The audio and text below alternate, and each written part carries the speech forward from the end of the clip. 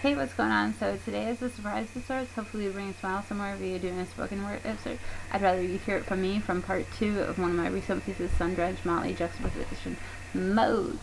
I've gotten some traction bearings and in a brief lull of sorts, putting some time back in the schedule for writing and art pursuits. Art has always been a refuge in its own right and has made the last few years interesting and conflicting, and just setting things to rest in due process time, and part of the processing is this.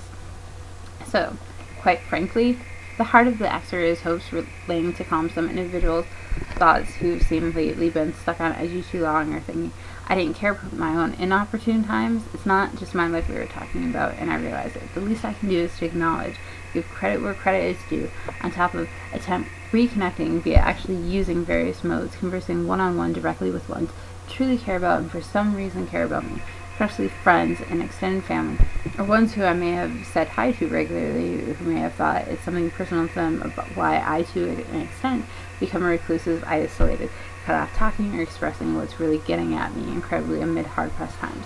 Part of it's via constantly having to relive it when going to share about it, plus researching and learning the lay of the land in details, making sure the details are there and add up. The devil is always in the details. And it's like, maybe you want to let the details screw up oppressors for a sense of justice and karma at least. Yeah, impressively enough, some overlook it's truly the little things like details. I mean, hello, common sense. As ratios go as a part of the equation, as I become overly focused around the clock and having to handle a lot of stuff on my own and elements out of my own element, just going forward to incorporate what's known and how to learn what may have lacked, and doing so quickly and proficiently. So even if someone is like, hey, here in your corner, helping to get through battle royale and upper hand victories, there is this persistence that at any given moment the rough or any inside could die, and it's still got to do the thing you came there to do. It's unfair to them, and it's unintentional if we're hurt or left wondering why, what caused that unspeaking friction between us, you know? When something's so chaotic, no matter how much it takes from the moment you think it matters, give it your all, unreserved feelings and thoughts, investing future crux when it matters. Whatever reason, sometimes chaotic situations in my life are completely foreign areas of daily life, where yes, there is some familiarity, like passing conversation or budding interest per se. Infinitely, I appreciate diversity. Just occasionally like to be diverse on my own terms and assure that whatever, wherever, is the foreign area, there's side-by-side cronies and loved ones. I'm also sick of some people throwing assumptions and baseless accusations at me and feigning as if I was responsible for their positions, what they did or neglected doing. Yet those people avoid going to go directly converse or inquire to me to get a clue or some understanding. And then every reason has a cause and effect. Every cause and effect. Something happens that sets a trigger where you have a choice and free will to decide, do you do something or do you do nothing? Regardless of how much you actually know about the situation, do you go all out, faithful and fearless? If you do something, commit to it. Be willing to immerse in it, getting to know the ins and outs, familiarizing yourself, playing catch up with, just so you can be on par for once, working that line field, so may communicate efficiently and get stuff productively done. Do what you're there to do. It's a mission. One of my flaws, although I feel friends and family are there, it's like as though my choices are my own, and although may be understood and respected by kith and kin, it's this: I'd rather want to swear putting through what I'm going through, or overwhelmed regardless is realistic or to the contrary of their willingness. I think it's too much to ask or put on somebody. A strong likelihood haven't gone through it before, and thus is even more foreign and are as unfamiliar as I was once about it, as I think it's unreasonable to expect others to participate in various parts of your life when either by own choices or circumstance have no sermon as to how to endure that. I mean, Sundrenched, Motley, Juxtaposition, modes was written last week and I've been posting it in pieces per schedule allows. It's been refreshing, getting back into the groove. And as for the last few years, I've had to put on the back burner passions, including writing this, so to focus on some very serious issues involving discrimination, witnessing extremes of art. Had gone through some really incredible feats of life, never been discriminated in the most messed up situations, especially not about capacity or ability as a woman. But then several years ago at a certain art venue, like, that was all I was to certain people, was about my sexual life, my gender, and treated as though I was somehow less deserving because of it.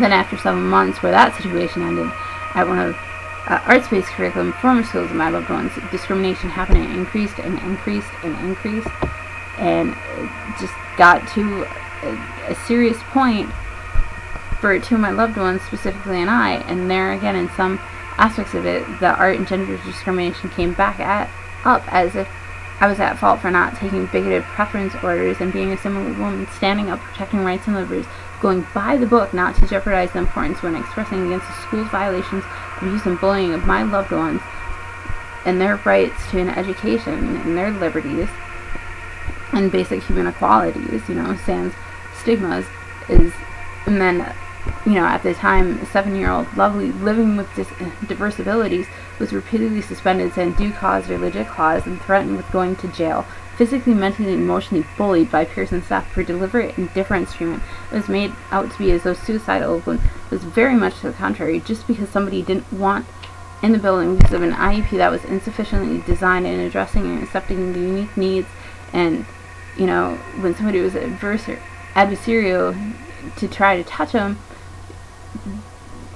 fight or flight, he's a runner. And so it's like, and having to go through mediations and legal battles exposing something is fundamentally skewed in education and some of the administrative hearing courts and taking it to other courts.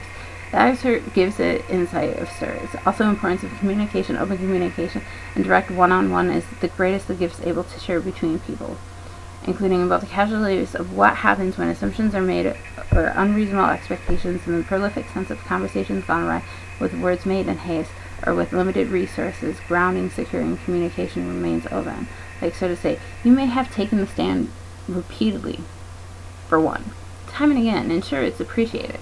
It's just if you're coaxing over communicating what concerns and directly and sharing it with me, per se, then how am I to know? So, have a listen. Hope it's cheered you up some. And just know someday you'll recover if you put your heart, soul, and mind to it. Just communicate. Put everything in the open so uniquely at hopes on the same page. So again, yeah, if you stood up when whoever was saying whatever to whatchamacallit per se about me, if it's really you're coaxing over communicating what it concerns and directly sharing it with me per se, how am I to know unless you step it up a notch? Hence, therefore, on to break it up to me, and you'd bode better in the long run, knowing that if there's something serious to say, it'll be said, sans prattling about it, or glossing of infamous of why didn't you say anything. There's always a chance it's never too late. But I also know that besides the seriousness, the light-hearted stuff can, be enjoyed too. And I'll be the first to say, as long as you're not trying to personally flaunt some ego that you got this, did this, or, anything status symbol related, whether high or low at me, and you keep it real, it'll be kept real right back at you. And also, the only thing awkward about conversations or approaching some people is like when you notice them noticing, but there's that looming awkward silence, wondering if that will ever say anything directly, or if so, when and what, and wondering what's running through their mind right now, especially anytime like that one makes indirect reference or to you or about you, and others have been pointing it out as if they even needed to, because they just hear what's going on, and not everyone's noticing it, so why not talk? So yeah, but the main point of saying this before the excerpt is just to get some of this stuff out there and clear the air to anyone knowing they are in that. I've tried in the past, and now here's a different mode of trying to get through yet again, and everyone can learn the lesson, maybe break the ice. Breaking out of the shell is like, hell yeah, freedom's what you gotta make the most of it when you have it, including unspoken frictions. Sometimes on both sides it seems a bit of that awkwardness, knowing you think whoever would be cool as a friend or in general, or unable, having conversations running down the hours, wondering where the time went, sometimes with no particular reason other than able just to respect each other's lives and minds and exchanging thoughts and sentiments. So before this starts further getting into sounding like a how to be friends and what about your friends public service announcement, let TLC handle that, and stand their ground, and will they let you down? Hey! But yeah, suffice, currently in the process of sussing the waters. In excess to who's held and has my heart through eternity, I miss you, Biamo. Remember what's been edged through flames and ice in our hearts, Tiamo. Mach 5, supersonic speed, slow motion momentum. Oh, hey, yes, smile. I'll catch you on the flip side. Till then, havoc and chaos to sun our lovelies. Ciao, truly, Nikki.